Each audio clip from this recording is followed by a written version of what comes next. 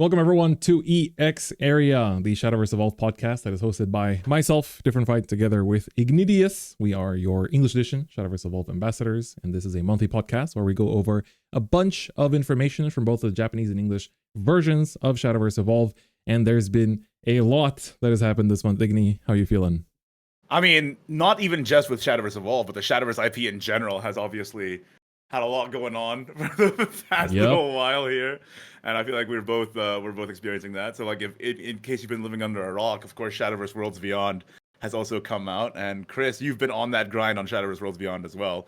You got even the website there. Fantastic. Yes, sir. Like Worlds Beyond, it's like, you know, it's got a bit of I'd say rocky start, I guess, at the beginning, because, you know, everyone logged in and saw it's like, oh, the pack cost is 500 rupees, and then, you know, you saw the sort of, it's like the thing that annoys me the most is that there was so much like knee-jerk reactions to everything, and then, you know, a lot of like the sort of like instant negativity. But it's like most people that I feel like I've played for the 1 week that it's been out now are, you know, already have like one fully built competitive deck, and it's like the more you play it, the more it feels like it's not as I don't know, like pay to win as people make it sound like. Even I saw like other TCG YouTubers were also going like the most pay to win game of all time has released. I'm like, no, it's not. Like you're kidding me. I mean, I don't want to name any names, but there's another TCG that's very popular right now that's also going through a really big drama, and that's a million bajillion times worse monetization than what Worlds Beyond has. So yeah. You know, so honestly, that being said, I think it's just because the expectations, right? Because people expected it to be as free-to-play friendly as the first game, and it's not. The first game is more free-to-play friendly, but it's still, like, honestly, compared to other card games out there, it's comparable. So it's honestly fine. So I think that some of the feedback is definitely warranted, but I think it's definitely an overreaction. Like at one point, it was number 2 most negative game on Steam, and it's like, no, it's not. No, it's not. There's like actual crypto scams on Steam. Boot up the game and see how beautiful and polished it is. Like it's crazy to me. Like I don't know. But yeah, like we've both been on that content grind for Worlds Beyond. Like obviously me on my channel, but you also on your new channel, right? You got DF Beyond. I made a channel for Shadowverse, yay! So if obviously you're watching this half of the podcast. I guess I should say right on the top, the format of this podcast is we split into 2 halves. The first half is on Chris's channel, covering mostly the Japanese format. Second half is on my channel, unless you're listening on these podcast platforms like Spotify and Apple Music, in which case it's just one long one. So there you go. But yeah, people obviously watching right now in this first half are on your channel. They might not know that you actually opened up a Worlds Beyond exclusive thing. So how's the reception been so far for you? It's pretty damn good. I mean, this channel's been around for a week already, like broke 3K subs. Crazy. First video is already like 20K views. So this is like, even for my main channel, this is like my standards basically for my main Vanguard channel.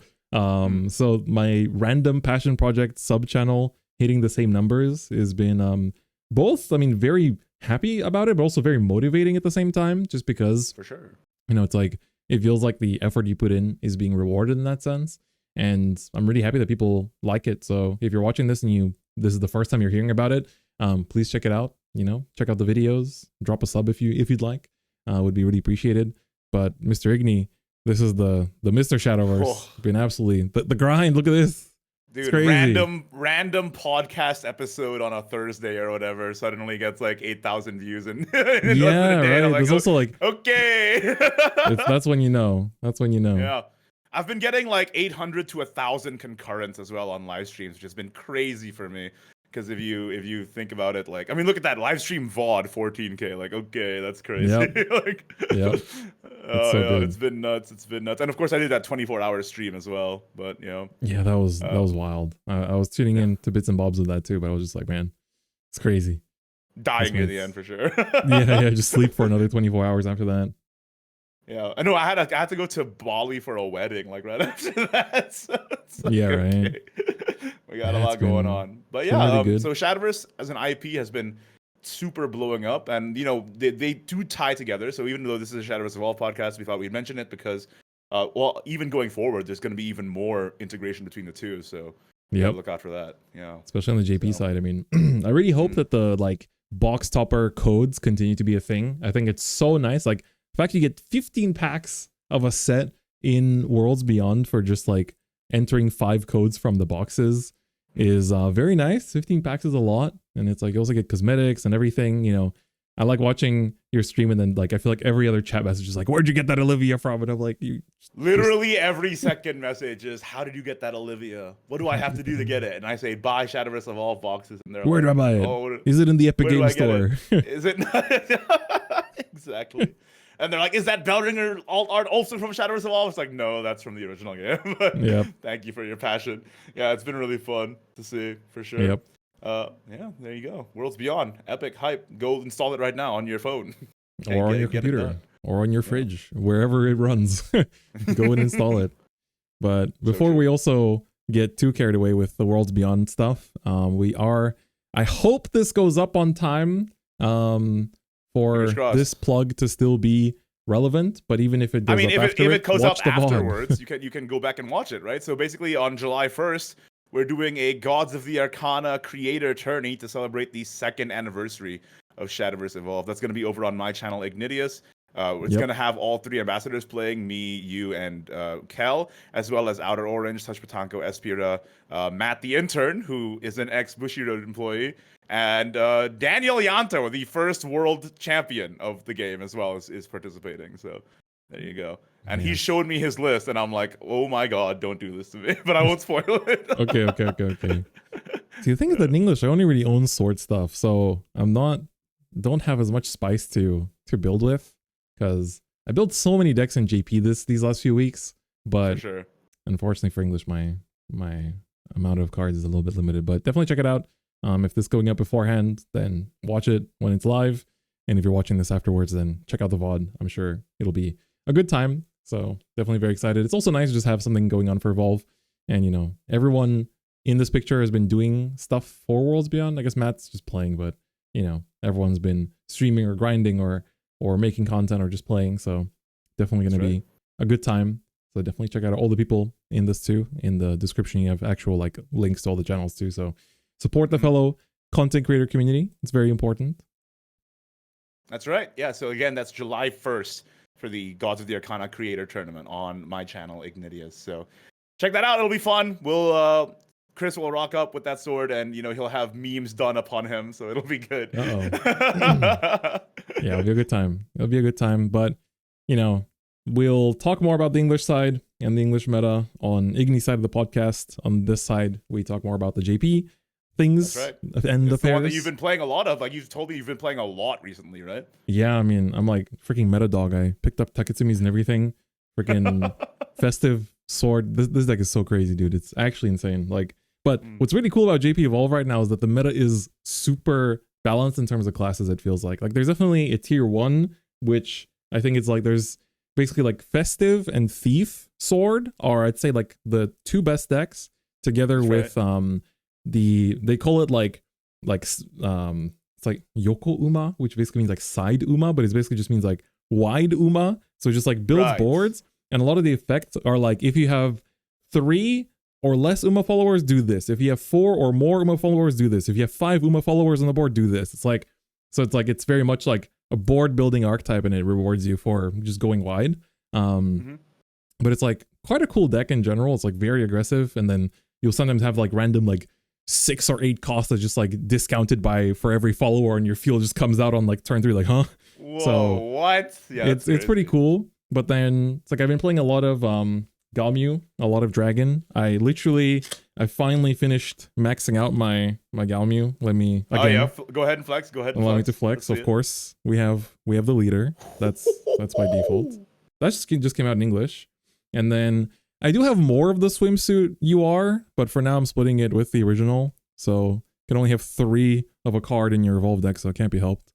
And then these ones are like the premiums and whatnot. And then the tokens also premium too. So it's also very nice. But then, of course, the main deck was also like, just quickly go through it. URs of the new Galmieux.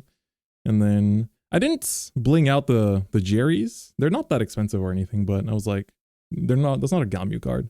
That's not Galmieux. Get out of here. Yeah. So everything is either UR or SL. So what's really nice is that, and also the premiums here. But what's really nice is that I managed to pick up my 3rd of the oracles, but this came out in SL. the Total Domination is now available in SL, and it looks really nice. I wish this was after they switched the SL border, because that's changing starting from the Worlds Beyond set.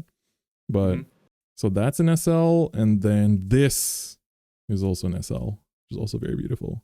So managed to finish this up. Gorgeous. So Galmieux been very fun. It's actually, she's become a casino deck, which is pretty interesting. What does that mean exactly? So the new Galmieux basically says that you play her, so you play this one, and then she makes the token.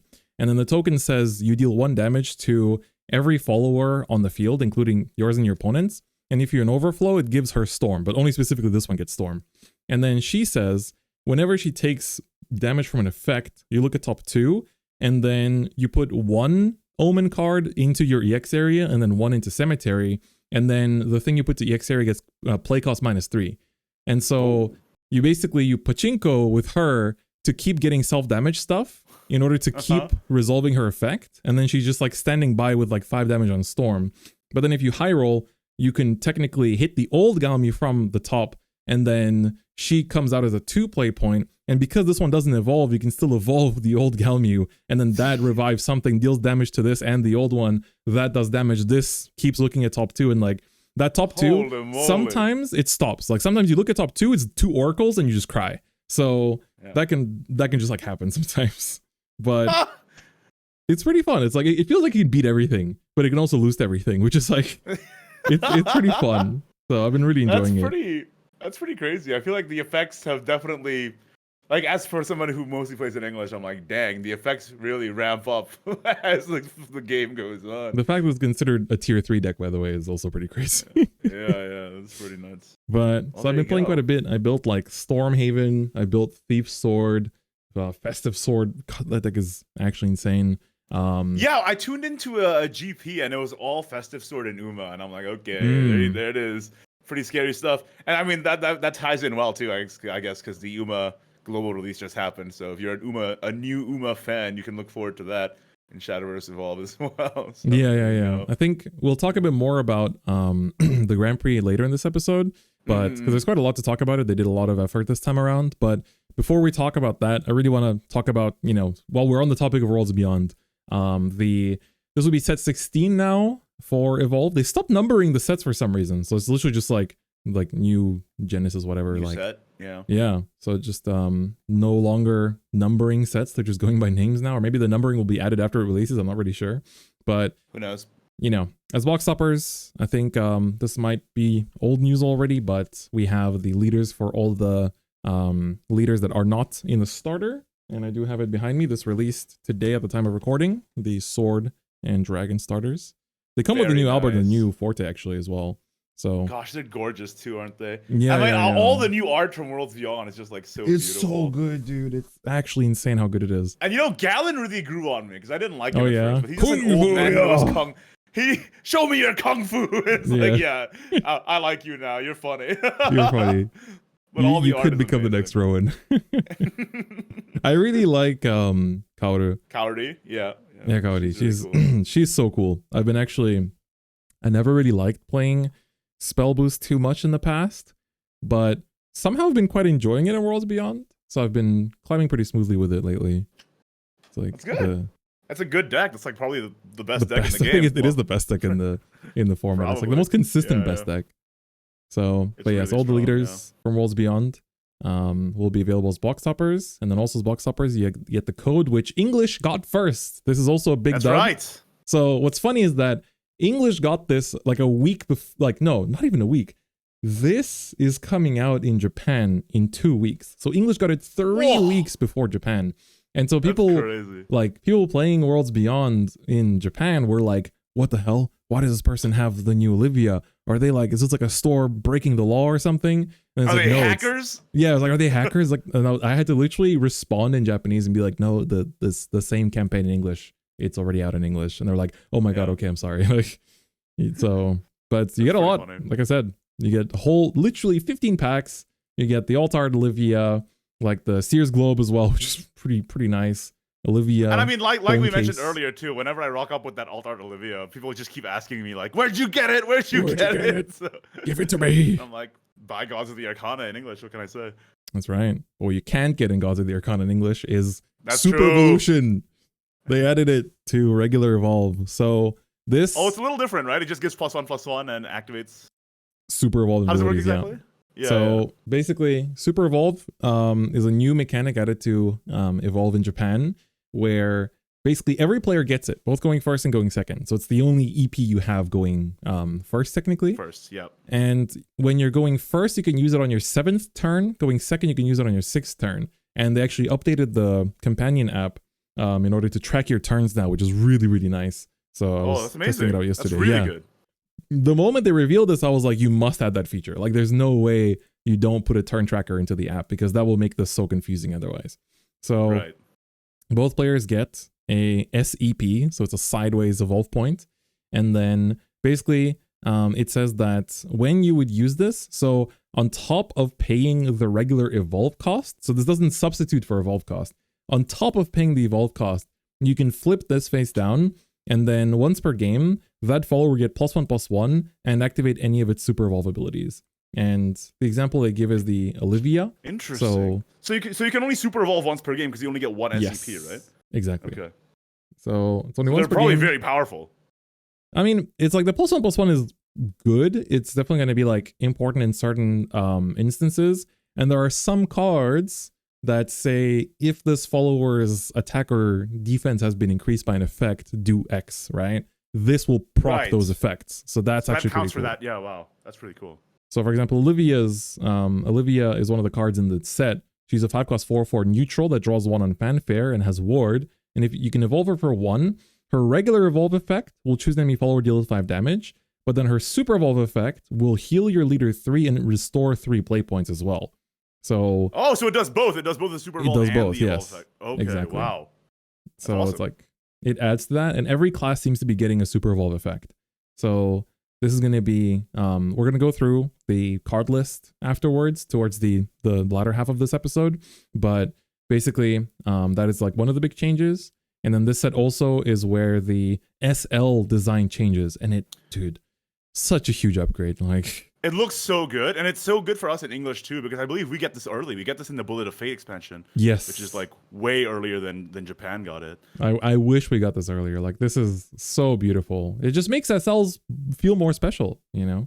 Yeah, like before it was like just like the text box and the class icon. So it was like it wasn't as distinctive. Now it's like you can immediately tell on first glance, oh, this is a high rare. Right? Yeah, and it's like kind of how I feel about it. I really like the default foiling of legendaries in Evolve. So sometimes I was like, God, do I really want to SL this? I like the regular foiling. But now with this, it feels a lot more motivating to actually like look forward to SLs. I agree with you. Especially because they're, once per box kind of thing too.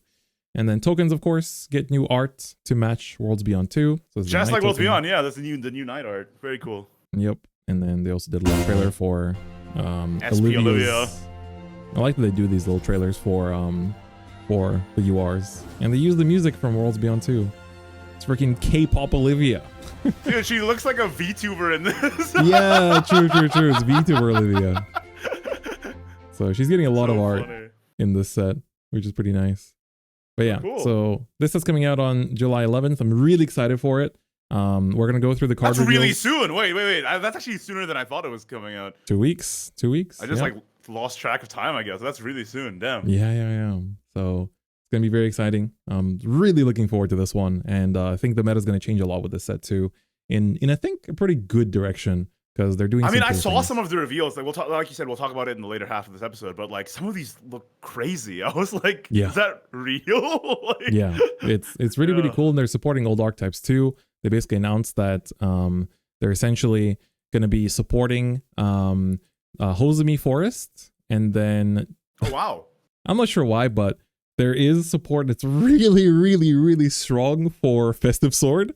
So it's like literally. Isn't that the top deck in the meta right now? Yep, and it's like they already revealed the card. It's ridiculously strong. So I'm pretty surprised. Yukushima Rune. So Yukushima is more of like a generic card used in Rune. So this will kind of support it, more directly. And then Aruchizan Deji. It's like the dragon, the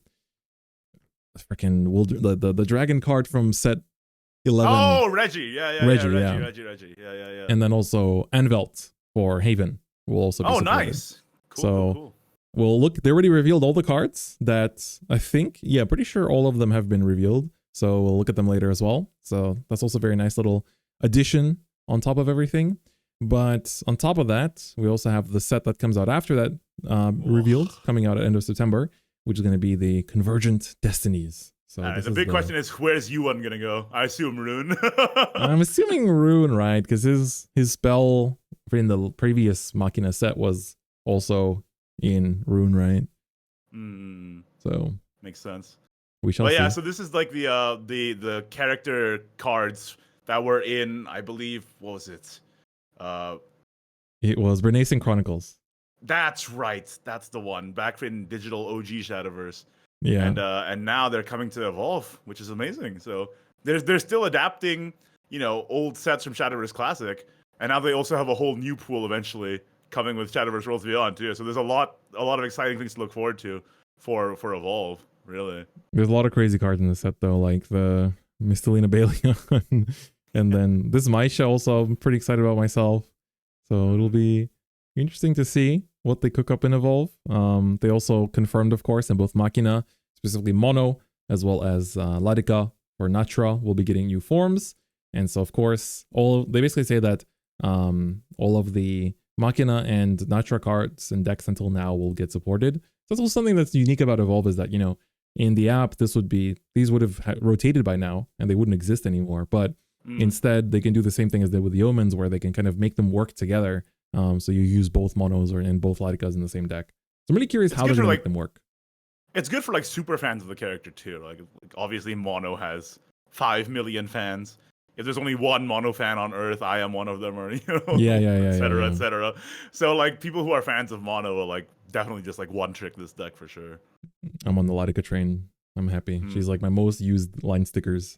They also say there's a little subtitle at the beginning, but they do say there will be cards in this set that have effects that go off when you super evolve. So will it be these cards, or will it be just brand new ones too? Because they are starting to make Evolve original cards more and more.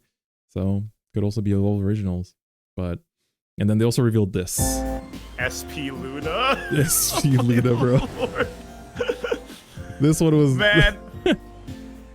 This is so funny. And I saw this and I was like, are there any other SPs? No, I think this is the only one in this set. Yeah. Right? I mean, there might be another one that they haven't revealed yet. Maybe, but I'm like, where's my SP Rowan, man? Where's my SP Urias? True. Yeah. Good point. I mean, we'll see. But yeah, the SP Luna is hilarious. And it looks like it has the same stat line as the Renaissance Chronicles version in the game. It's 0-2 that does something. So pretty cool. Exactly. So going to be interesting to see. So that was the new product information. Then, as we already showed, the new starter decks have come out, and the set list went up for both of them a little bit before the release. And they basically announced that in Japan they'd be reprinting Not and Zelganea in them, but they didn't say how many. But it was already announced a few days ago, but it's gonna be one each. So one per. Right. They're non-foil. So if you want a extra playset of Not, because every single sword deck uses Not as a 3 up to this very day, then you're gonna have to buy 3 of the starter decks, or just, the price went down for them after this release. So you can also just buy the regular foil versions too. But the set lists for these are pretty good. There's also just one Zelganea in here. There was a bit of uproar on social media because they included the base Zelganea, but not the advanced Zelganea.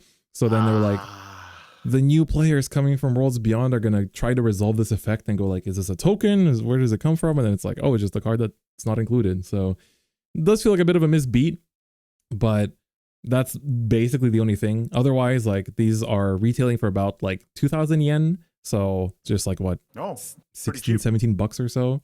And it's the card list is pretty good. So the only, you can already just looking over this, it looks pretty good. And especially the fact that this archetype is going to be supported in the next set is also pretty motivating. So the new Forte you get the new Jerva in this too. Okay, that is pretty good.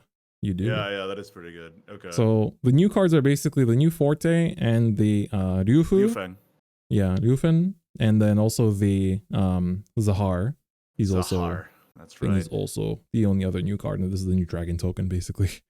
But The Forte basically is a 5-cost 6/5 that has Storm and Intimidate.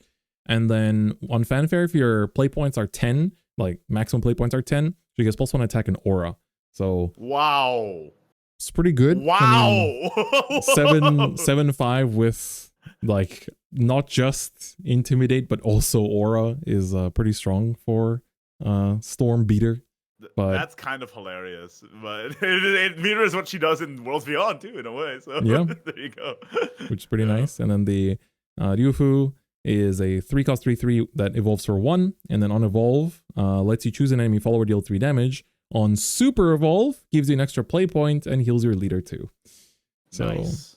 It's another play point boost, but you do have to use up your thing is. You can only use this on turn 6 going second at the earliest, or turn 7 going first. So it's like, do you really need the ramp at that point? I mean, maybe if you're ramping into your 9-cost Forte, but yeah, I don't know. It's pretty heavy still. Yeah, it's like just to get to that like maximum 10 play points. Sorry, the 10-cost Forte. Yeah, that's about it. And then the Zahar is 8-cost 4/4. He says when he's discarded from hand, you look at top 2 and then choose a 7-cost or greater dragon card, reveal it, add it to your hand, and put the rest of the bottom deck in any order. So the whole theme of dragon in this next set is basically 7-cost or greater, and they have effects that are like when discarded or when played. So his when played effect is look at top 3 of the deck and then find a dragon follower that isn't himself and play it on the field. The rest goes to the bottom. So doesn't specify anything about the cost of the thing you can play from the top 3. That's kind of insane. Yeah, and I want to say, not to put the cart before the horse here with my own biases, but the Burn Knight that was revealed, discard it, use 2 play points, summon a dragon. You know what? Also 7 play points to synergize with the Zahar.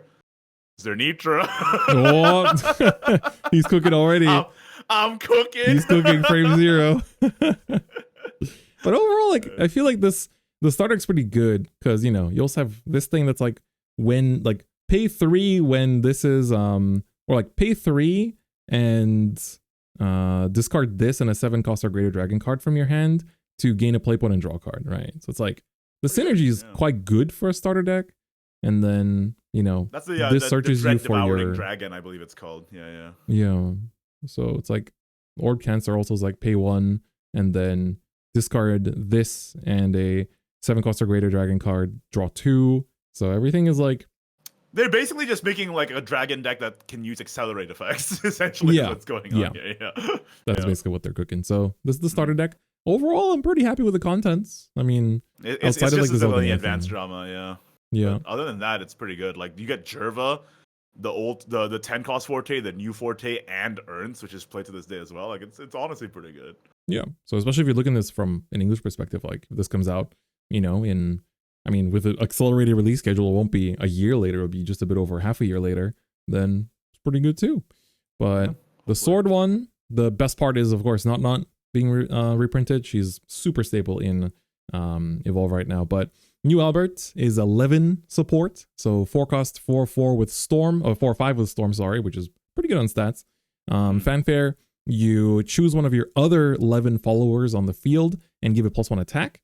And then you can pay 3 to refresh this, but you can only use this effect if you have 10 or more sword followers in your cemetery and once per turn. Interesting. Okay.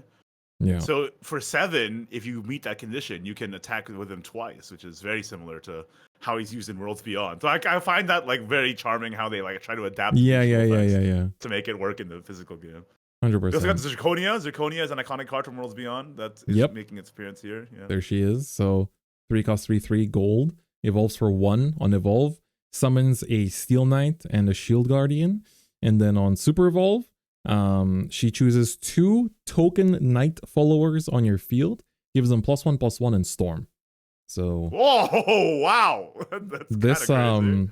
I just want to give a quick reminder that there is a certain token in Sword that is are you talking about Exterminus Weapon? Yeah. That's an officer. Exterminus Weapon is an officer, so it would work, right? And it's a 2-cost. Yeah, that's I don't know about that. That's a little crazy. And it's Fanfare, destroy something, 6/6, give it Storm. Like that thing gives it +1/+1 too, so it's like a 7 with Storm. So and then when it dies, it deals 4 to the enemy leader again. So yeah, on like, its own, it's doing 11 damage. it's not too bad. So Not shabby, pretty interesting. There's also, I think this Geno is also new actually. So the yeah, Geno, that's from Worlds Beyond. That's from Worlds yeah, Beyond. yeah. So he's 2 cost here instead of 7. But Oh, wow. he basically says that when he's discarded from your hand, you look at the top card of your deck and then choose 11 card from among them, add it to your hand.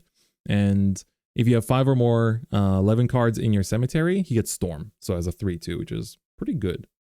Okay. Yep. Then everything else, just the 11s. Also the new Steel Knight here as well. No new Shield Guardian art, so I guess, I mean, we don't have that yet in Worlds Beyond, so maybe that's why. Maybe, But yeah. But So I mean, this looks pretty clean too.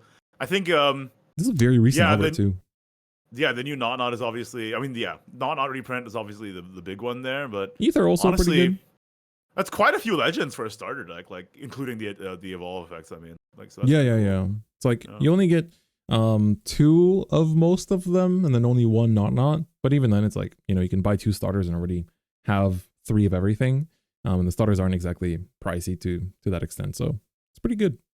Yeah. But yeah. So some people can get them, like, yeah, definitely. And they're very, like, I was in Akiba today actually because I bought mine to like pick up in store, and then I was just like going through quite a few stores, and they even had the premium version of it still in stock, and you could buy that for about like 19,000 yen. So that comes like the playmats and like the dice. The dice alone go for like 3,000, 4,000 yen because the first time Evolve has ever released official dice.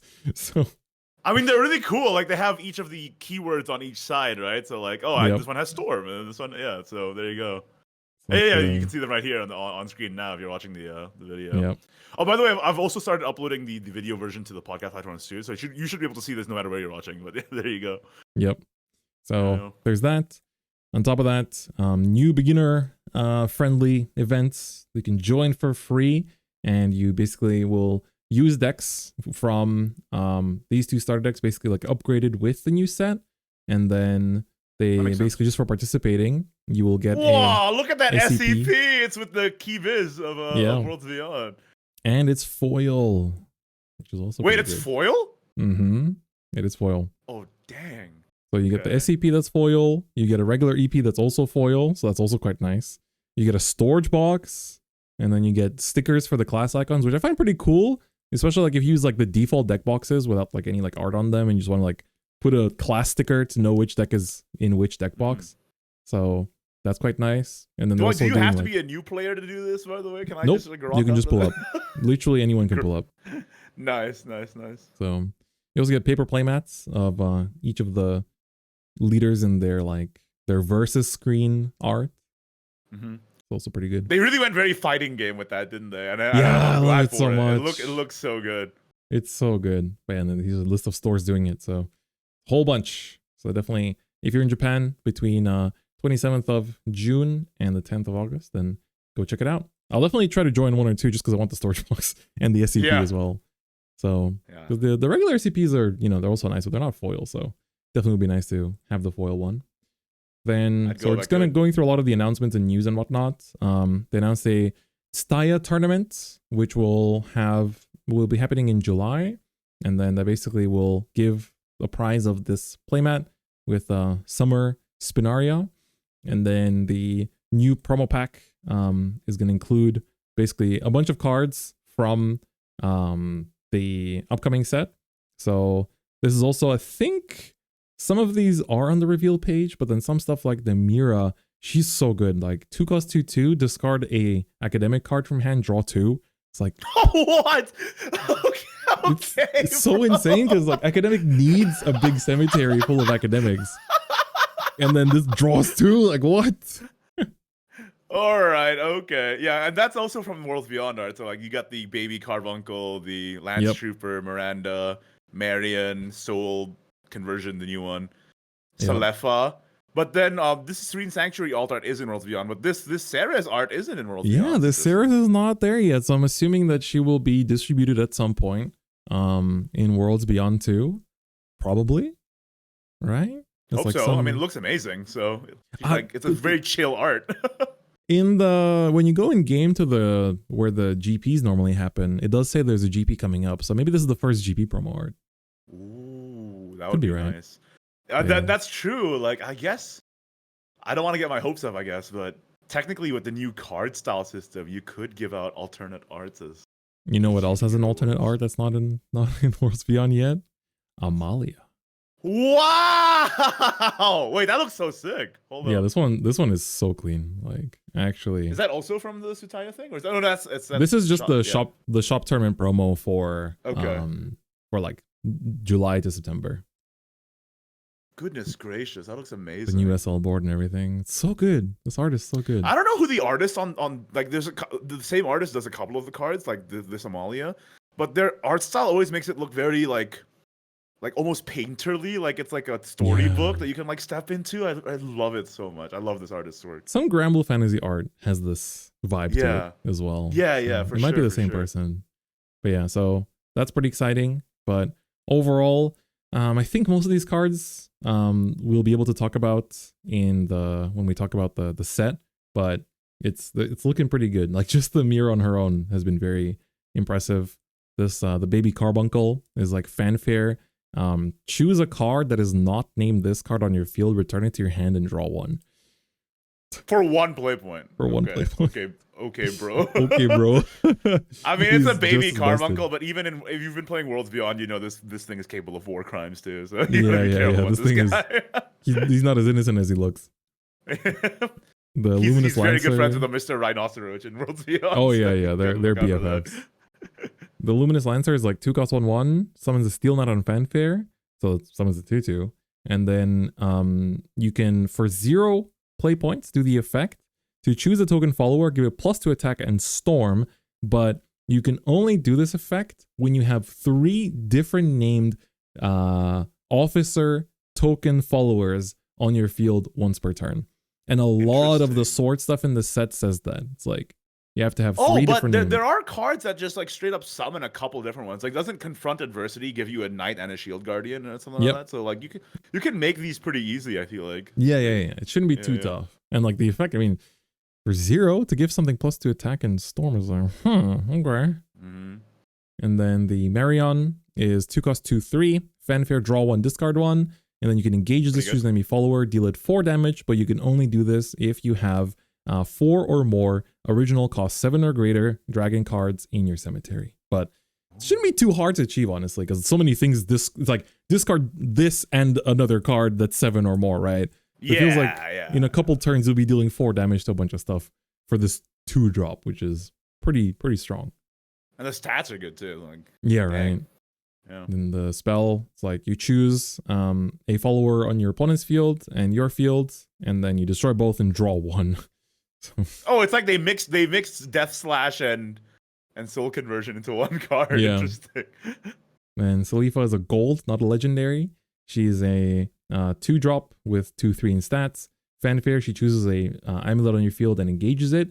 Choose an enemy follower, and it cannot attack the opponent during the next turn. And then the act effect is the same one as well, but then it's only once per turn. So she's basically like a stun card in a bowl. Oh, you can stun 2 things in the same turn then. That's pretty... Yes. Oh, interesting. Or but 2 then draw. you have to have 2 different amulets for it, though, right? Because once you engage one, you can't... Yeah. Exactly. Interesting. Then the Ceres is a 2/1/3 with Bane. Necrocharge 5, she gets Storm. And during your turn, when she would deal damage to your opponent's leader, your opponent has to discard 1 from hand. What? This is actually the first time I read this one. Damn, that's... And I think it's also Departed. I'm pretty sure this is the Shisha is like the Departed trait too, so that's also like Departed support. Damn. Holy moly. Okay, and then Serene Sanctuary? Sweet Sanctuary is a 1-cost amulet. Search your deck for a... I always forget the name of this trait.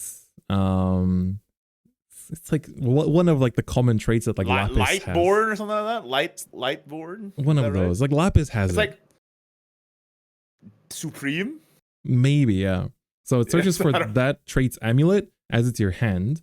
Last words heals your leader 1, and you can engage it, send it to cemetery, and then you can only use this if this has a prayer counter on it. So, and they basically bring back prayer counters in this set. So okay, I'm looking at Lapis. It's either Faith, Luminary, or Lightborn, which all sound like the same thing, but it's one of those. That's the worst part. The new lapis, you mean? Yeah, I have no clue. Okay. Well, it's gonna have to figure that out later when it comes out in English, I guess. Yep.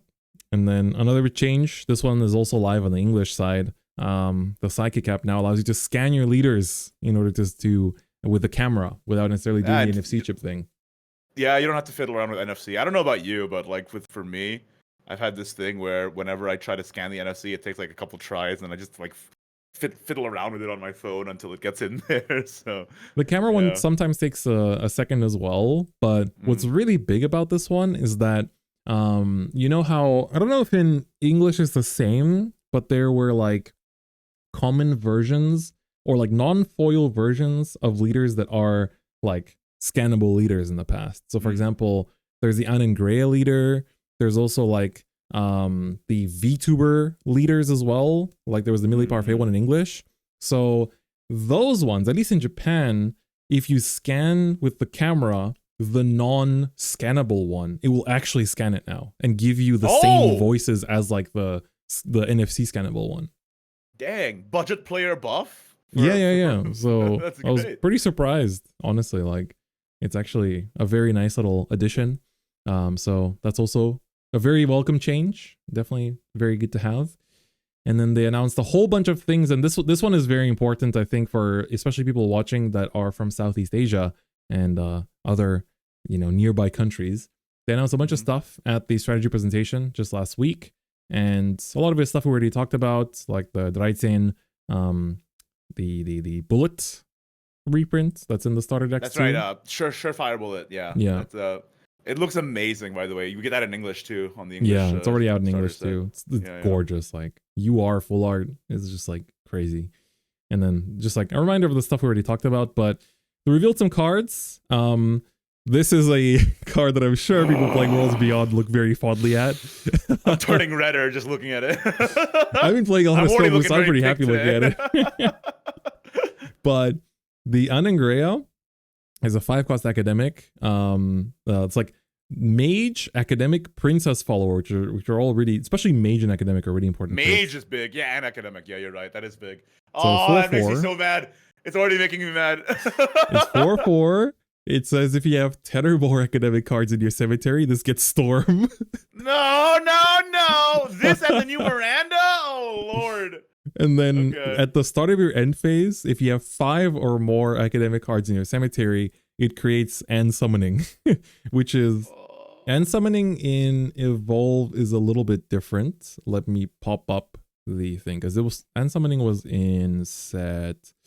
This one, I think, if we go into Rune, into you, and there it is, yeah. 2-drop 4/4 with Rush, Ward, and then at the start of your next end phase, this banishes itself, and Fanfare heal your leader too.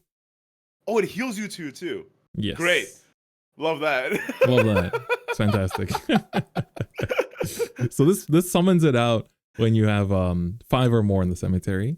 And then on Fanfare, this is, in my opinion, the Fanfare might be the craziest part. It's Fanfare, discard 2 academic cards from your hand to choose an enemy follower, deal it 5 damage, but then you draw 2. You draw 2? It's so crazy.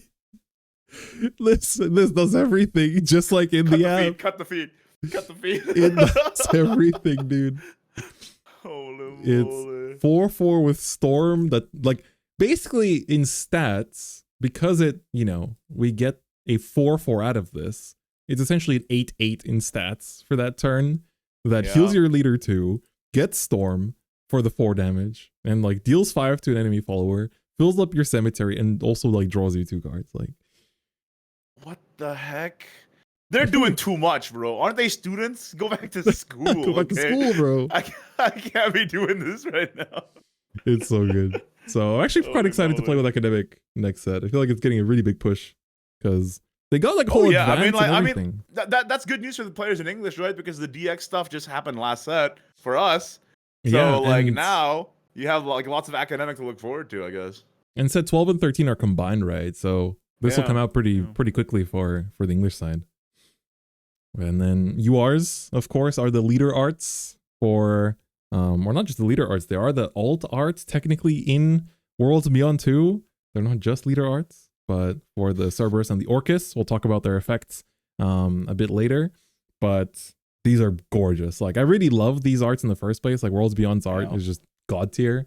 But having this on a card, like, I think URs tend to depreciate over time in Japan. So I think I'll wait till like the next set comes out and maybe pick up one of each of these just to, like, to commemorate Worlds Beyond. It's like, they just look so pretty.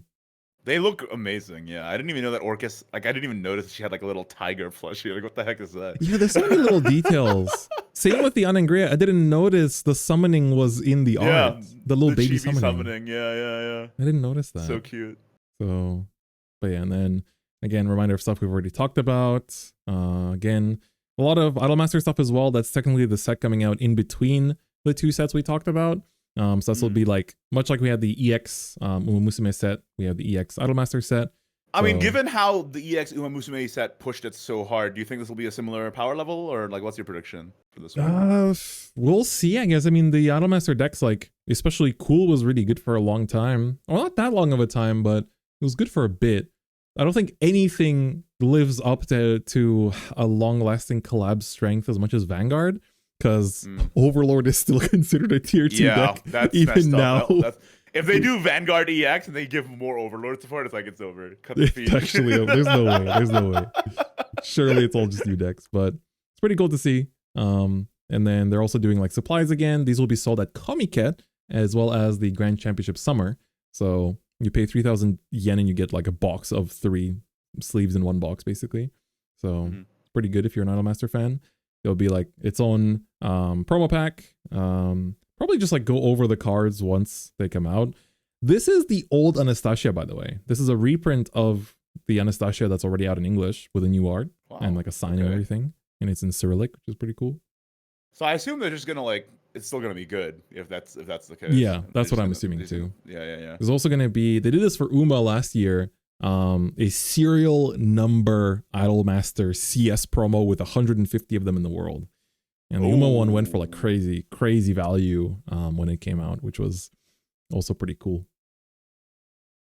But yeah, so that's that. That's sick.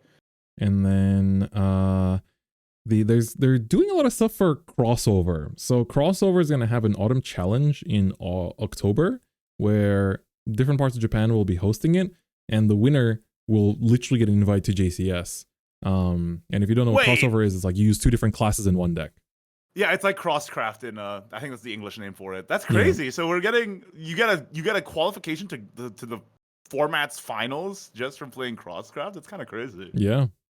So, and then just for participating, you get SL copies of the Geisha. This card, by the way, is insane. The last time we recorded EX area, I had not played against or with Festive Sword yet. This card, just to explain, Festive Sword generates the coin tokens, right? Which is like a 1 cost. That's like you pay. It's a 0 cost amulet. Spell, and you pay 1 and banish 3 of them from your EX area to like heal 1, draw 1. You almost never do that effect. You can also just pay it for 0 without resolving the effect too, just to clear your EX area. But a lot of the cards in this deck generate it, and then you use them to pay for effect. It's like a whole resource of its own. And what Geisha says is that on Fanfare, it puts a coin to your EX area, and if you have Gemmon on the field, it heals your leader 3. But then when you evolve it, it puts a coin to EX area, and it says on its evolve body, every single time that a coin hits your EX area, choose enemy follower, deal it 3 damage, and 1 to the leader. What? And you can generate a lot of coins. You can literally put this down, give it the, I forgot the English name of it, the armor that gives like the +1, +2 and armor aura. Stars. Yeah. You give it the armor, and then you pass, and then next turn you just like farm 5 coins, clear their board. It's like, it's almost as if they gave Sword a better version of Earth Sigils and a better version of PvP. It's very similar. The deck is very similar to Earthright. It's very similar to Earthright. What the heck? Yeah. That's crazy. Why'd they give Sword better PDK? That's messed up. It literally is. Geisha's crazy. So just for participating in the Autumn Challenge, you get one of these, and then top 8 gets a second one, and if you win or come second, you'll get a third one as well. So Nice. that's pretty cool. Then in Himeji, they're doing a Grand Championship in August, and this time, if you don't know, Grand Championships are a paid entry type of event in Japan where you pay 5,000 yen for entry, so it's pretty steep, but you get a storage box, a playmat. To the price of sorry, just to quickly interject. It's similar to the price of Grand Showdowns that are happening right now. Yeah. So I guess they copied this like design essentially for the Grand Showdowns for English, but 5,000 yen, you get a playmat, storage box, sleeves, and a promo. This is Fairy Circle, so it's the 1-cost spell that generates 3 fairies into your EX area, and it's Arya on the art, so she's surrounded by little fairies. Yeah, it's cute. It's once again an evolve. You scroll down. You want to finish that thought? Yeah, so I was just gonna say, evolve original art goes hard, and then that immediately segues into peak. It's peak. It's peak. For audio-only listeners, what we're looking at right now is Forte and Albert on one art, both in a card and on a playmat. It looks insane. It's so good. So this is actually, the card itself is Forte. It's not the Albert. So it's the Forte that's in the starter deck. So that in itself is dope, but dude, the playmat is so sick. This is one of the best arts I've ever seen in the entire card game. Like, this is amazing. The 2 OGs. I really hope the artist of this uploads it to like Twitter or something, because it's like it's too good to go wasted. It's actually giving me serotonin just looking at it. Like right, it's crazy. And you can even get sleeves with its design. So true. So they're gonna be. Is that also like a new Alice art for a playmat there? Yep. So the playmat. So every time they always do exclusive merch at these Grand Championships, and so the playmat this time is the Summer Alice, and then the sleeves are the UR Olivia, the Forte, and Albert, together with also the UR Orchis design. So that's right. It's tempting, man. Himeji is so far away from Tokyo, though. It's like I've been traveling. I was gonna say, like, I've where been is traveling that? Isn't that so like 5 much. bajillion hours away? I've been traveling so much for Vanguard that I don't think that I can make it to this. But I might try to find someone that can go to just to get me the merch, because man, this is I want exciting. those Forte sleeves, dog. I'm gonna be hunting for those later when I visit Japan at some point this year. 100%. And then they also announced like the upcoming tournaments for Evolve for the rest of the year in terms of majors. So the August one is in Himeji. Then the Grand Prix Autumn Osaka will happen on November 15th and 16th, which will be a singles tournament. So Osaka I went to before. Maybe I'll have to see, because I know that I think Vanguard's like final deluxe will also be somewhere in like late November. So if this weekend is free, maybe I'll go down. And then, because this will be after the release of the Renaissance Chronicles set, so I might want to use my Litica. And then there'll be a Grand Championship Winter. This one is in Tochigi. So it's actually very close to Tokyo. So this will be in February. And then there'll be one more major tournament for the 2025 season before JCS. So it has to be pretty soon, though, because JCS usually is in like March or April. So they're probably going to be pretty soon after this February one. But then the biggest thing I really want everyone to listen to is that they changed how JCS works now. And they said that players who, literally it says in English and in Korean and in Chinese, players who win the rights in tournaments held in the eligible regions will be invited to the Japan Championship 2026. Eligible regions are Southeast Asia, Korea, Hong Kong, Taiwan. Only Japanese version cards can be used in the entitlement tournaments and Japan Championship 2026. English and simplified Chinese versions cannot be used. Chris, I'm going to have to start playing Japanese Evolve. Yep. Like this includes Singapore, this includes Malaysia, Indo, like all of Southeast Asia can now, it's the same as Vanguard basically. Vanguard has always been like this. My first reaction when I saw this is, what took you so long? Genuinely. Yeah, what took them so long? Because like my local store is like, we're not getting that many Evolve players because there's no tournaments for Japanese. Yeah, so they only do English now, right? Yeah, now I'm like, man, now I gotta start playing Japanese. Like, that's what I'm thinking. Man. One little subtitle that's not translated in English says, people that reside in Japan cannot participate in these tournaments. So it's for anyone, because there are some Japanese players there's literally a Japanese player that's traveling to Singapore for the Grand Showdown there. And he was asking me for like, do you know anyone that could help me like get my cards and stuff? And I saw him like yesterday, right before he flew off. But so for the JP players that want to like try to farm overseas invites, you're not going to be able to do that. But this is huge. This is amazing news. This should be like in lights, man. Like that's huge, especially for the scene here in Singapore that's kind of been dying down a little bit. Like, not gonna lie, this is like a huge shot in the arm for him. Exactly, and especially now with Worlds Beyond coming out, I feel like this should be really emphasized for Southeast Asia, because you know that's big. Like here in Singapore, some stores play JP, some stores play EN, but like the JP side was dying down just because there's nothing to do. Right. And now this is like man, that's big. So I hope they announce the schedule for this soon, because I mean JCS is in. I mean it's in 9 months, 10 months, but you know it'd be nice to see how often these tournaments will be held, how many spots there will be, because I mean it's just very motivating. Like in general, just for people to pick up the Japanese version of Evolve 2. Like, I don't know why this wasn't emphasized more. It's such a big point.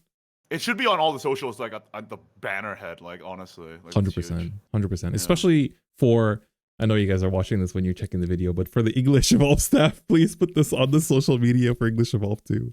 I feel like just because it says it in English, I feel like it'd be worth it. Also, the side games person watching and checking this, can you also promote this, please? This is so important. Like, we cannot stress enough how important this is. But especially for both Singapore and Indonesia, like that's a big deal. 100%. Gosh. 100%. Malaysia too. Like I think I heard, quite a few Malaysian players still play JP to this day. Yeah, for sure. I just mentioned those two because that's where I live. But like for sure. Like all the regions in SEAO. Yeah. And also Korea, Hong Kong, and Taiwan. Don't forget about those as well. So very big. For sure. That's crazy. And then so this is kind of interesting to me. They, we recorded a few episodes ago this thing where it was like, yeah, there's gonna be a new product coming out every single month. And then it was like, what? And people were like kind of like there was a little bit of drama about it, but now you look at it, it's like, okay. June was just the starter decks. July is the new set. August, like sure, it's the Idolmaster EX pack, which is like some people will buy that. It's a mini set, right? Yeah. Yeah. And then September is Convergent Destinies, which is 2.5 months away from the last big booster set. There's nothing in October. And then next set is in November. So it's honestly not even. It's not. Yeah, it's normal. Things are normal. It's like, I guess it's like what was all the drama for? Feels like they could have just clarified that it's not a new booster set every month, and it's just like sometimes it's a starter, sometimes it's an EX collab pack. Like I feel like that would have made things a lot more calm, right? Yeah, people would not have panicked as much. I guess that's a bit unusual. I think that was an unavoidable PR drama, but there you go. 100%. 100%. All right. We still have more to talk about, Igni. This is, like I said, this might be one of the longest. We're still going. Yep, might be one of the longest like parts of my side of the podcast because there's been so much happening. So the Grand Prix Chiba summer happened. This was the merch you could buy, and I had to go to the Philippines on the weekend, and this was happening, and I had to ask my friends to help me buy this. I kept it sealed until this very moment, Igni. I kept it sealed for this very moment. I'm gonna open up. Let's hear it. Nice hiss. Oof. Let's get this out onto a tray. That's right. Come on. Dude, this tape is crazy. Gorilla tape. Gorilla tape by Galmieux playmat, bro. You trying to keep my wife sealed? Ain't no way. All right, here we go. So yes, the GP in summer had a Galmieux playmat with like a ballroom dancing outfit, and this was last year's anniversary art. Yeah. Oh baby. Oh my god. Oh my god. Oh my god. Oh, it's so good. That looks so good. Yeah. This is so beautiful.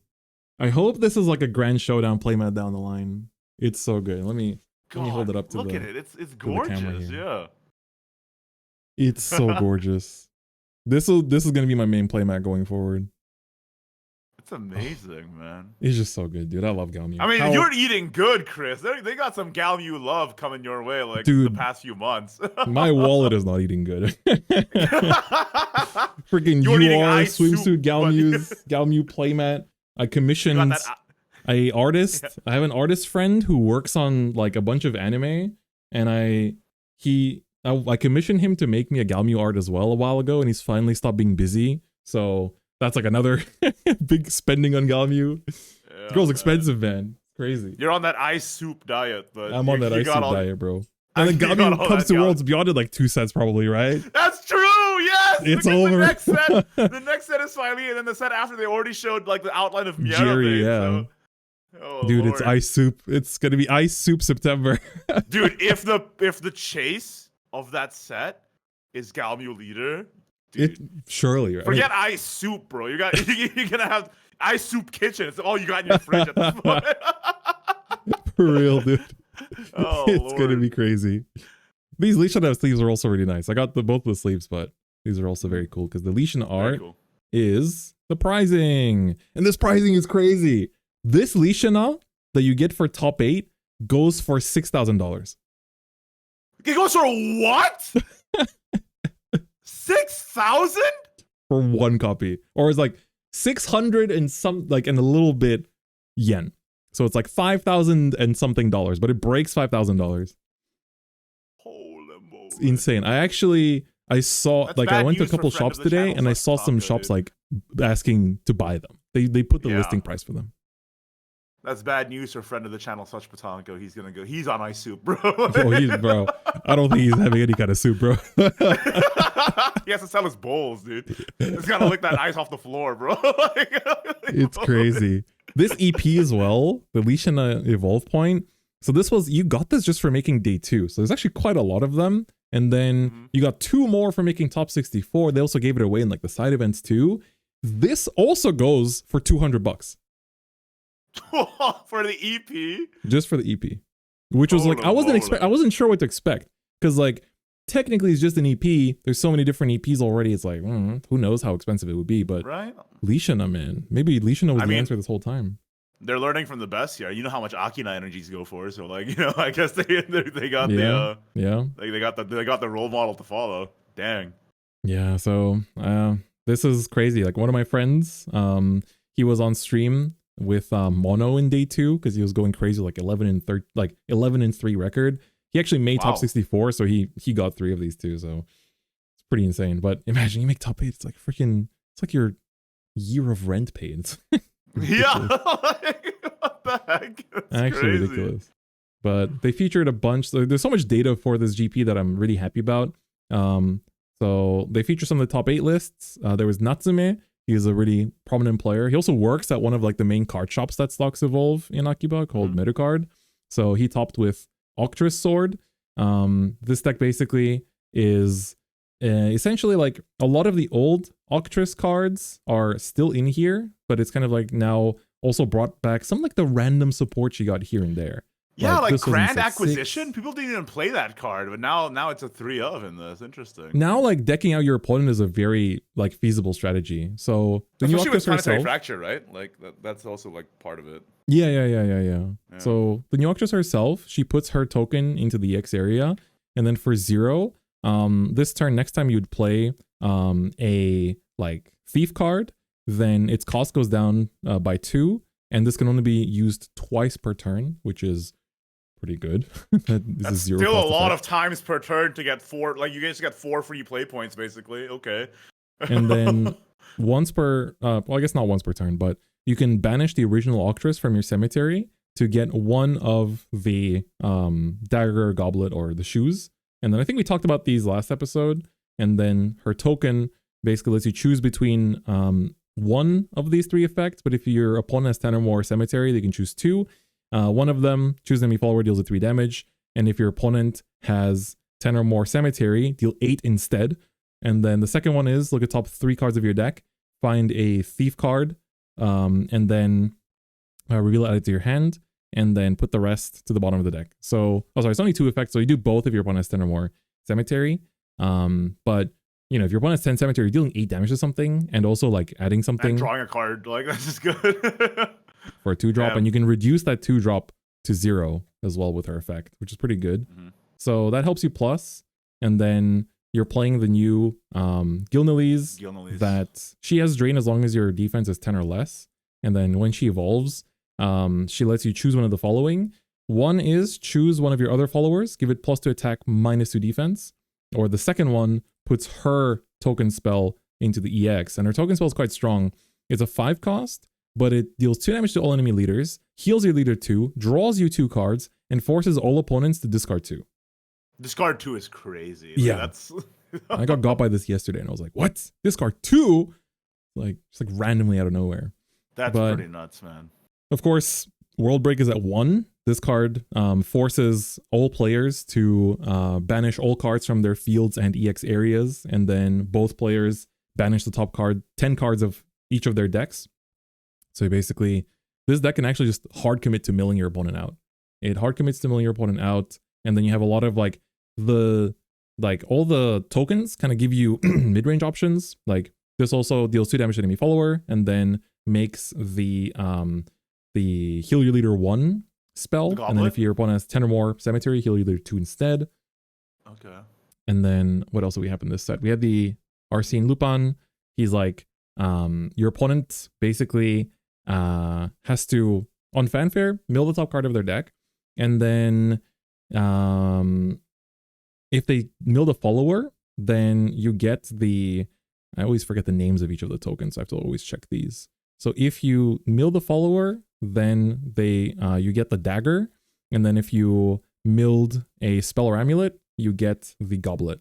So the goblet heals you 2, but if your opponent has 10 or more drop, then heals 2. And then if the dagger is choose enemy follower, deal 2. If they have 10 or more cemetery, deals their leader 2 as well. So that's also like very strong.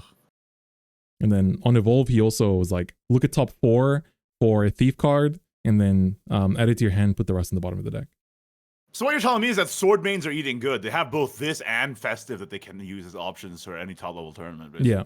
So what's also strong about Octa is that like not only is this like a stall deck that decks you out, but also because of the original Octress, you can't blindly put stuff to your cemetery either, because she'll randomly steal it and kill you with it too. Because the firepower of the format is a lot stronger nowadays. So the amount of cards that single-handedly just like say storm on it and whatnot that your opponent can steal from you and use against you is also a lot more. So that's also like another added risk with this deck as well. So this is one, like I've been playing more Festive, so I haven't been able to dabble with this list as much, but it's been quite cool just to sort of see Thief Sword sort of like popping up a lot more in that sense. I feel like Thief Sword, it's one of those decks that just never dies, because I remember when I was in for BCS Worlds, even though it wasn't in the meta, I knew some players from Indonesia who were bringing Thief Sword anyway to BCS World, and it's like there's always just going to be some diehards who just always playing this, and now they're eating good. Yeah, exactly. No. Another top 8 list was the Mage Witch. So this deck has also gotten most of its card, I think. This isn't out yet in English, I guess, the Daria. The Daria is a pretty big component of it. She's like looks at top 3 and then finds either like chooses 1 mage follower and 1 mage spell, 1 of each, adds them to your hand, the rest goes to bottom. So for 3 costs, that's pretty good because it pluses you 2. And then you engage her to choose a spell that is a rune spell from your hand, and you put it to the EX area. And then the next time you'd play that, it costs 3 less, but you can only use this effect if your cemetery has 5 or more mage followers in it. So that kind of lets you like sort of like cheat out stuff in a sense, and that's why you see stuff like Linkle in here too. Yeah, and I mean the mage traits is getting more and more important. Like we in English, we know that it's important for like some of the Omen cards, but we see one of those right here. We see Truth Education being played in this too. Yep. So there you go. Like just the mage trait is just getting, yeah. And these have like the important EX area effects too. And then the other big one is of course the Yukushima. So this one is 4 cost 3/5 that basically says that when you would play a original 3 cost or lower Festive card or original 3 cost or lower Mage card, choose enemy follower, deal 2 damage. So it's not once per turn. And then on fanfare, the next time you would play a cost 3 or lower Festive card or cost 3 or lower Mage card, it costs 3 less. So he's very generic. He supports both mages as well as Festive, and that's why you see him in this, because he makes because it says mage 3 cost card, lower, that means you can play Merlin. You get a free free. Merlin. Yes, you can play this Daria for free, and then she'll add stuff to your hand too, and then she'll put a thing to your EX as well if you have 5 or more in Cemetery. So overall, I haven't played against this deck yet. I'll also be honest with everyone watching. I've been so busy with the competitive season for Vanguard this year that I haven't had the time to like go play in tournaments for Evolve as much. But right now, it's like perfect timing because Vanguard doesn't have any major tournaments until like that I can go to until like mid-September. And so the only card game that actually has competitive events going on this entire summer for me is basically just Evolve. So it's like perfect timing for me to like re-engage and actually competing in Evolve and not just like, studying it for content. So definitely looking forward to playing against this as well. I've been playing against Kuwan actually a lot more and Lishana, but this is also like very, very strong just because like you can see how light the deck is, right? Everything except the top card is 4 cost, which is crazy. Right. You never brick. There you go. Yeah. It's like this card is also pretty wild. It's like look at top 4, choose 2, reveal add to hand, put the rest to Cemetery. If you have a Yukushima on your board, recover a play point. And it's the fact that this doesn't specify what you can add to hand. It's literally like look at 4, add 2. It's like no trait, no nothing, no specification. Wow. And it only costs 2 if you have a Yukushima on board, basically. Yep. Which is crazy. So it's pretty damn nice. Pretty damn nice. But yeah, so that was another one of the decks that got top 8. And then they also featured this is the whatchamacallit, like the Undead or Departed. It's called. Yeah. Abyss. So this deck's kind of been around already. Just 3 actual Endrig as everything has, yeah. Nice. The new card is the new Rulanai, that has like the new spell and everything going on as well. Does it not work with the old Rulanai, unlike the other ones? Yeah, so this Rulanai was like rush, assail, on fanfare choose an enemy follower, and then if you have 3 or more of the Rulanai token on your field, you destroy it and deal 3 damage to the enemy leader. And then when this is destroyed on last words, he puts a Rulanai token to the EX area and mills the top card of your deck. And the Rulanai token, so the Rulanai token is this thing. So it's a 2-cost 2/1 with rush and assail. So it's like a mirage of himself. And the other token this is the one that he generates on last words. Is a 2-cost spell that for every 5 cards in your cemetery, he summons one of the Rulanai tokens. Very similar to how it was in the digital game then, okay. Yeah, and it has nothing to do with the old Rulanai, unlike some of the other. Yeah, this is the only one I think that literally has nothing to do with the old one. So that just gives you a good mid-game, essentially, with this as well. So pretty strong. And everything else is kind of like cards that have been around for quite a bit. And like this deck feels like it's been getting supported every set. It's like you have set 11 cards, and then you have this is also set 11. I mean, you got set 10 cards in here too, like set 12, like as you said, set 10. So Vanguard. I mean, you got Odile in this. You got set 3 cards in this. So there you go. Uma. This card's pretty crazy as well. This is more of an Uma card, but I guess I'll read out while we're here. You choose enemy follower, destroy it on fanfare, deal 2 damage to their enemy leader, heal your leader 2, mill the top 2 cards of your deck on a 5-drop. And then that's just good. When this is running, also congrats on Omusume's release in English, by the way. When this starts running, it gets +1/+1, and then if you have 10 or more Uma Musume cards in your cemetery, it recovers 3 play points. Okay, but it seems like it's generic enough to just be used in regular Abyss too, which is good. Yeah, like you just run a carrot. Also, they released these like altar carrots. I didn't know about this, but it's very nice. Nice. So there you go. So that was another one of the feature decks, but they did some really cool Tale as old as time. Control Abyss, a tale as old as time. Every set has a Control Abyss build, so there you go. Yeah, also shout outs to my man, Shiroto. This is my friend. He's also from Indo. He also loves your content, by the way. He uses your thank you. I appreciate that. But nice to see you do well. He became a bit of a hot topic because he brought mono to a meta that like mono's not supposed to be good in. Yeah, so he was already like before the new mono is coming out, by the way, just to clarify for people who are tuning in. So So they literally like, I like how they like zoom in on his board. Like this mono board in this meta. So he had a really good run, finished in top 64.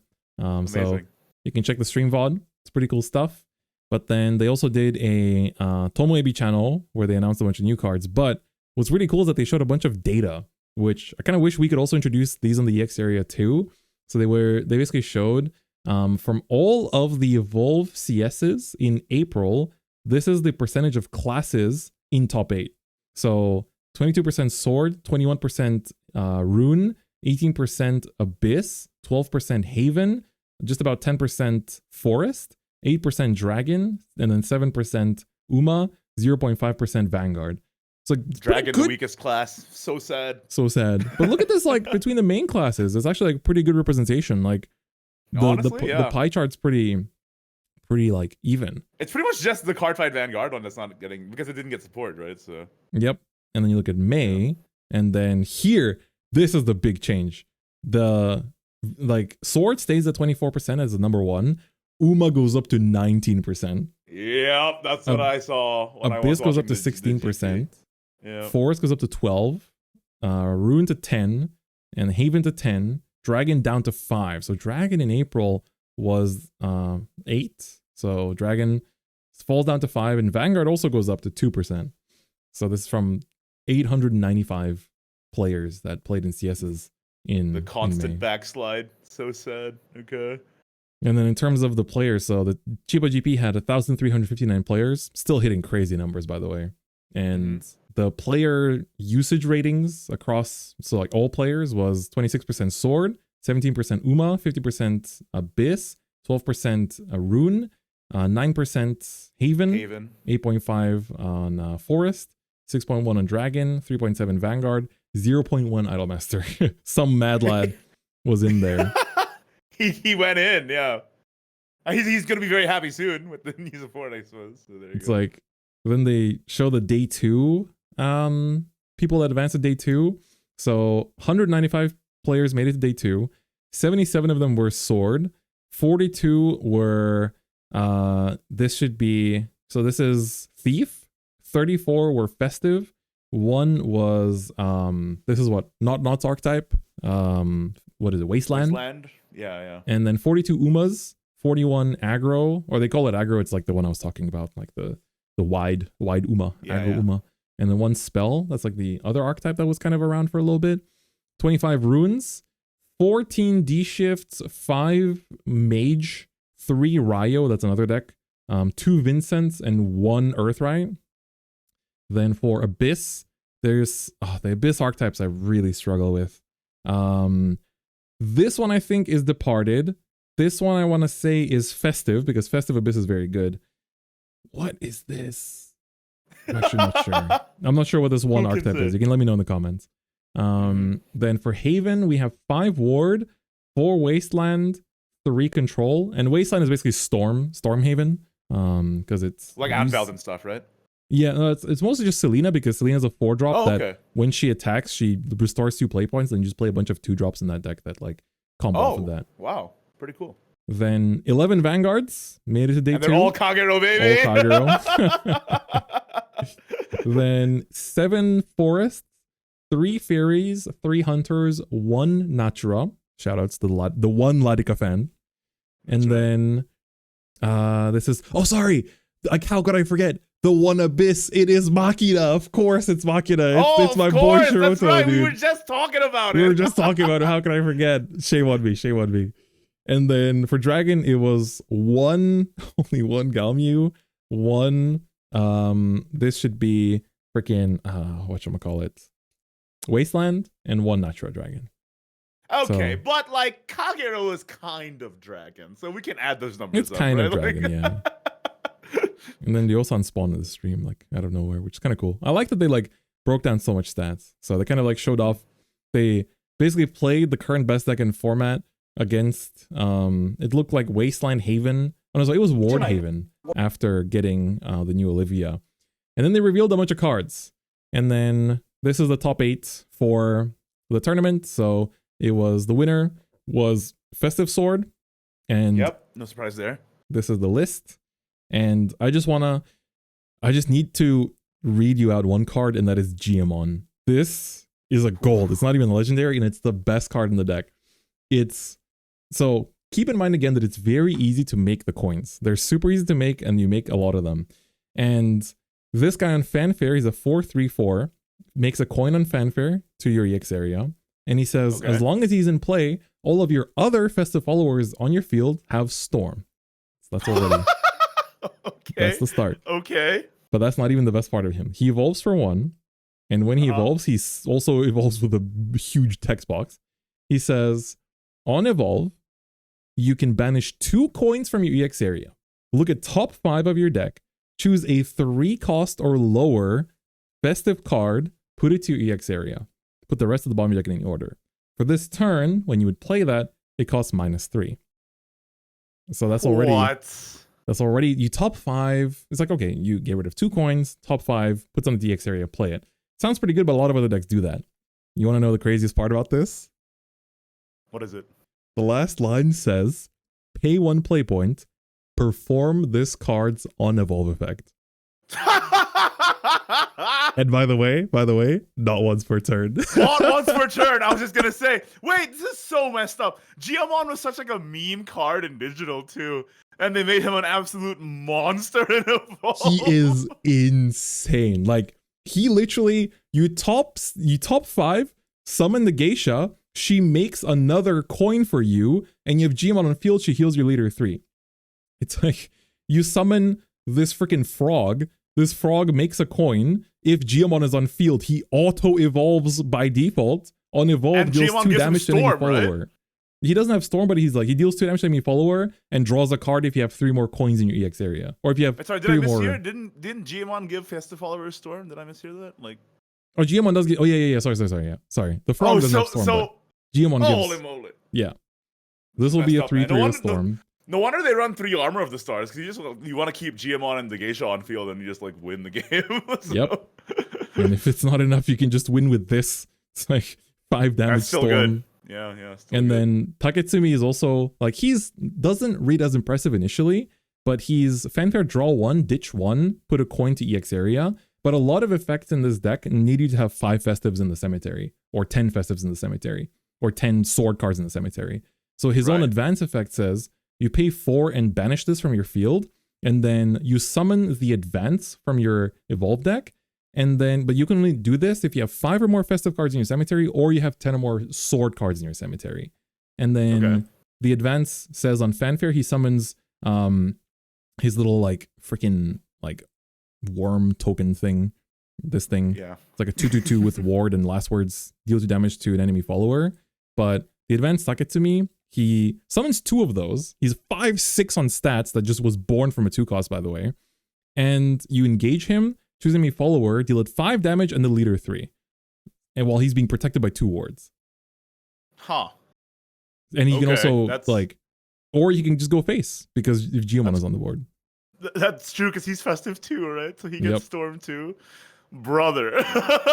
This deck is like, to me, it's pretty insane that like there's so many different archetypes too. Some people like Fuse. You can see there's a bit more Thief cards, and there's also like freaking not Leonidas or Alexander. What's his name again? Spartacus is also played sometimes. Literally, the top 4 were all swords. So third place was Thief. Fourth place was Thief as well. So top 2 were Festives, and then 3rd and 4th were Thieves. 5th was the Uma deck that I was talking about.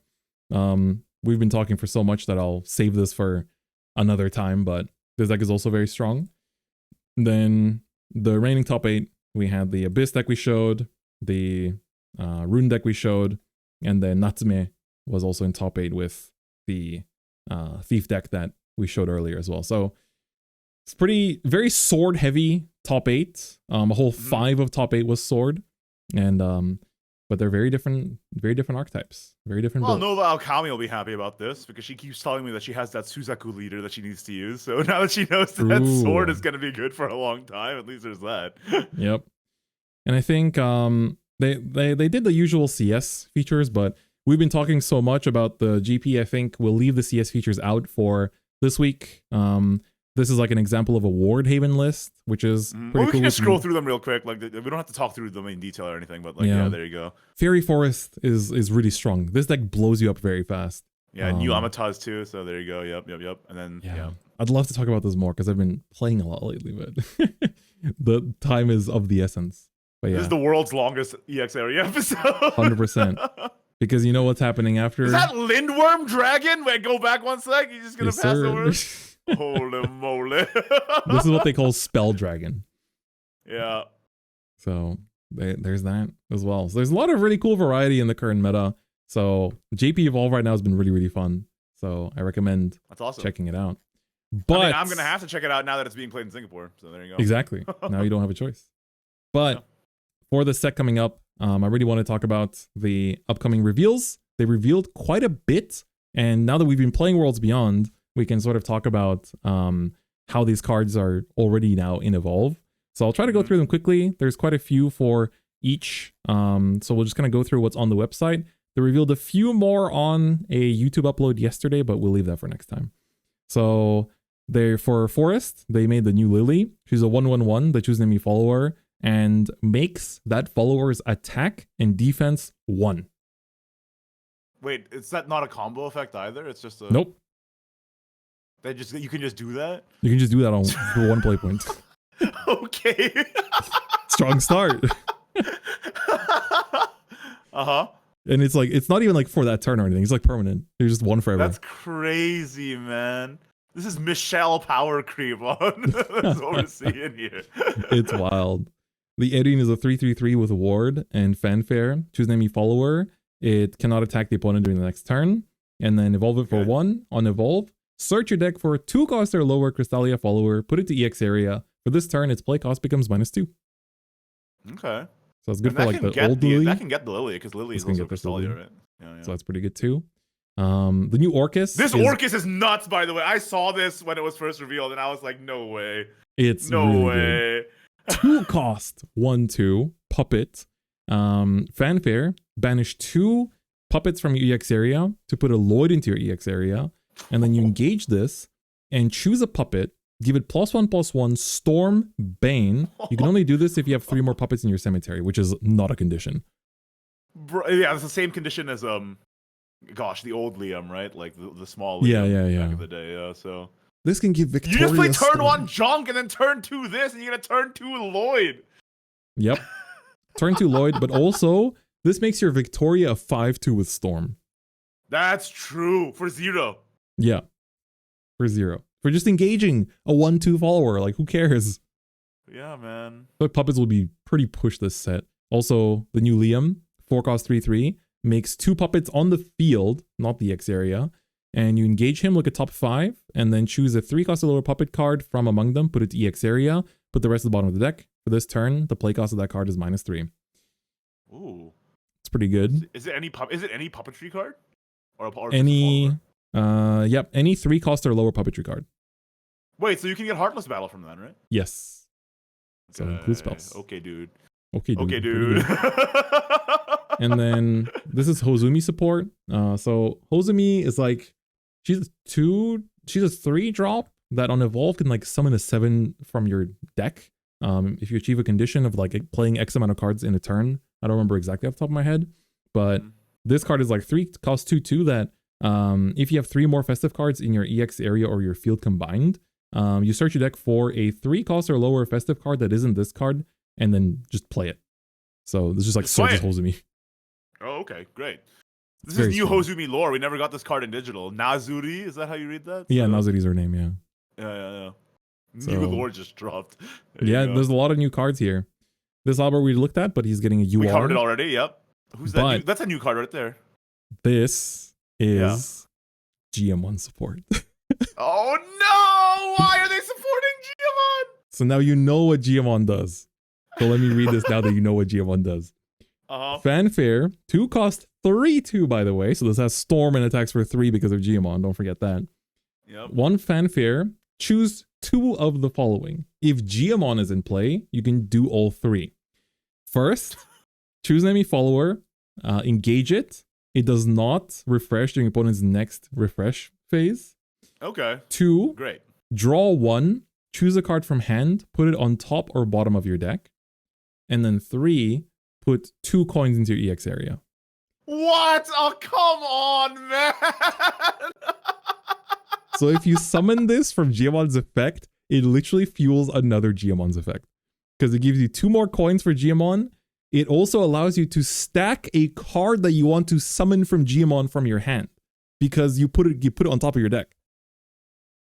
It's like, what is happening? Why would they do that? It's a 3-attack storm. It's so good. Holy moly. Okay. I know Gemmon is just forever, dude. We already looked at the Zirconia and the Lance Trooper, but what does the Amalia do? The Amalia is a 4-cost 4/4. She is a fanfare. Choose an opponent's follower, deals 4 damage. You can and then put and then choose a officer token follower from your EX area and play it, ignoring its play cost. This is I'm about to bring out my 6/6, bro. Okay, bro. You got me there. Then, so all of these have the same restriction of like, you can only use this ability if you have 3 different named officer token followers on your field once per turn. But her effect, if you fulfill that condition, is deal 4 damage to the enemy leader, draw 1. For 0, right? For 0. And it doesn't engage? Nope. It's once per turn though. But, you know, if she stuck on board, you can just attack with her too. We talked about Luminous Lancer already. For Rune, we talked about the Anangrea. This card is still... What is that on the right there? Like some crazy book snake lion.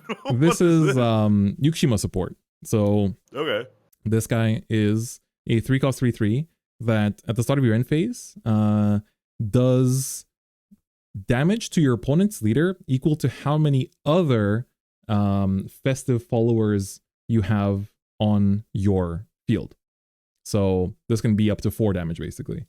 And then his fanfare is draw X. X equals the amount of other festive followers you have in your field, which is very simple. But then he evolves for 1, and on evolve, he will choose an opponent's follower and deal it double the damage of how many festive followers you have on the field, including himself. Oh, okay, that's interesting. So it's like big damage, like 3 costs that draws like a bunch of cards. You know, if you have a full field of festives, this will draw you like basically 4 maximum, and then it's also going to do a bunch of damage to your opponent's face with the end of phase effect. So not a bad card. I just can't take the art seriously. It's so silly. Like, what is happening? Yeah. But it's pretty cool. Yeah. Gizdovient is his name. Pretty cool. Cool. And Bernaya, there she is. This is Zernitra support, bro. That's yeah, what I've been talking about. 7-cost 5/5. When you would play this, if you have 4 more 7-cost or greater dragon cards in your cemetery, then she costs 2 less. So she's a 5-drop. Fanfare, discard 1, choose an opponent's follower, deal it damage equal to the cost of the card discarded, and then draw 1. And then, so that's already like on average like 7 damage. Right. Then evolve for 1. Her evolve effect is discard 1, choose an enemy follower, and deal a damage equal to the cost of the card discarded, draw 1. So it just repeats the fanfare. Her super evolve effect is heal your leader 5. Oh. It's pretty good. And she has an effect that says at the start of your end phase, if you have 7 or more 7-cost or greater original dragon followers, she deals 7 damage to all enemy leaders. Oh, that's amazing. Wow. I think I was fed fake news. I thought there was like a dragon summoner at some point here, but that's just a good card in general. Dang. Yeah, like she's actually a good boss card. And it feels like they're releasing so much support for this archetype that Bernaya feels like she might actually be quite real. Then the new Genesis Dragon is Storm. 7-cost 7/9 with Storm, but important that he's 7. Yeah, true. You just discard him, yeah, or what have swing you. for 7, like whichever one works. This is the UR Forte. There's so many arts of this Forte, man. I'm gonna go broke, man. It's crazy. It's my turn for ice. yeah, it actually is, bro. Still knows their Nitro though. All right, then this is support for Wasteland Dragon. This card is crazy. 2 cost 1/1 on fanfare. If you have a Wasteland card on your field, gain an extra play point. Like, just like that, okay? Aren't there 1-cost Wasteland cards? Am I wrong? Is there? There's generic neutral 1-drop Wastelands, I'm pretty sure, yeah. So, and then her evolve, you can only evolve her if you have Overflow, but when you evolve her, you choose one of your followers that is not herself, that is a Wasteland, and evolve it. And that evolves the Jerry. Not the Jerry, what's her name? Reggie, yeah. She evolves the. And not only that, but she gains a full 4/4 on evolve too. So you can't ignore her either, because once you take over to overflow, suddenly it's 4 more damage too. You can't just ignore this. I like her art. She's looking at Reggie in the distance in the stars. Is she like a Reggie fangirl or something? That's interesting. I guess so. Yeah. That's fun. And then we have this dynamic duo. Yeah, the Dragon Nanny. We're so back, gamers. 2 cost 2/2 that evolves for 1. When you evolve her, she will search your deck for a dragon egg and play it on your field, the amulet. And then the Dragon's Nest, the one that heals you and draws a card if you're in overflow, right? Yeah, exactly. Yeah. Once per turn, when your Dragon's Nest would go from field to cemetery, you summon the baby fire drake, which is a 1/1/1 with intimidate. Okay. So pretty similar to the app. Yeah, not bad. Then for Abyss, so we're going through these pretty quickly. New Kerberos. I think we already talked about this last episode, though, if I'm not mistaken. I feel like this one was revealed pretty early, but she summons new Mimi, new Coco. Necrocharge 10 gives them Storm, and then you engage this, choose another follower, send it to the cemetery of yours, choose an enemy follower, and deal it 2 damage. So, and then new Mimi Coco, I'm not sure if it's, there it is. So 1/2/2, last words, choose an enemy follower, deal 2 damage, and then mill the top card of your deck. This one is 1/2/2, last words, heal you later 2, mill the top card of your deck. So just good mid-range card basically. Yeah. Then Mukan, 3/3/3, Mukan, Shadow Crypt Ward, that's right. That's him. On evolve, he chooses a 3 cost or lower departed follower from your cemetery and plays it. And then when your departed follower is played, it heals your leader 1. And then when you super evolve him, he chooses a 3 cost or lower departed follower from your cemetery, plays it, and gives it a sail.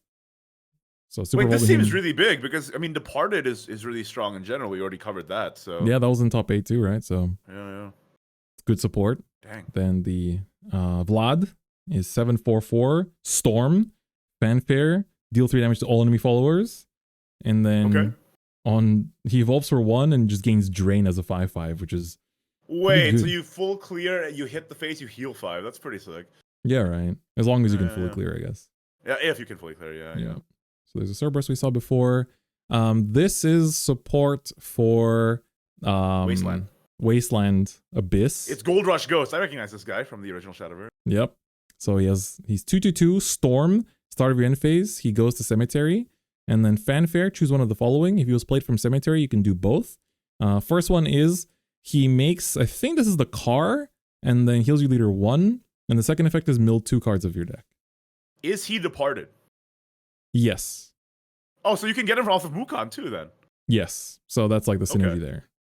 Pretty good. Go. Then the Celis we already looked at with the tournament promo earlier. And then we have the new Orchis, 2/2/2, evolve for 1. On evolve, choose one of the following. Deal 5 damage to enemy follower if you have Necrocharge 10, or mill the top 2 cards of your deck. So Necrocharge seems really easy to achieve. Everything like mills 2. Yeah. And then finally, we have Haven, Esperanza leader. So happy. This is support for Wasteland Haven. So 6 cost on Fanfare. Search your deck for 2 Wasteland cards that aren't this, that add up to 6 cost, and put them to EX area. Their play cost this turn becomes 0. And this also makes the bike or the car, I always forget, because their names are just like literally just kanji that ends with car. So I'm like, which one is it? So this can get Selena, I assume? This can get Selena as well as the Falcon. So that's 4 and 2. Or can get the, what's his name again? Advelt. He's 6. So this can just search that as well. And that will like pop 2 followers. You evolve that, he pops like 2 more followers basically. So it's like big board clear. And it also has an effect for 0 that you can use once per turn to deal 1 damage to all enemy followers. It's like, just a free barrage on a body. That's pretty cool. Yeah.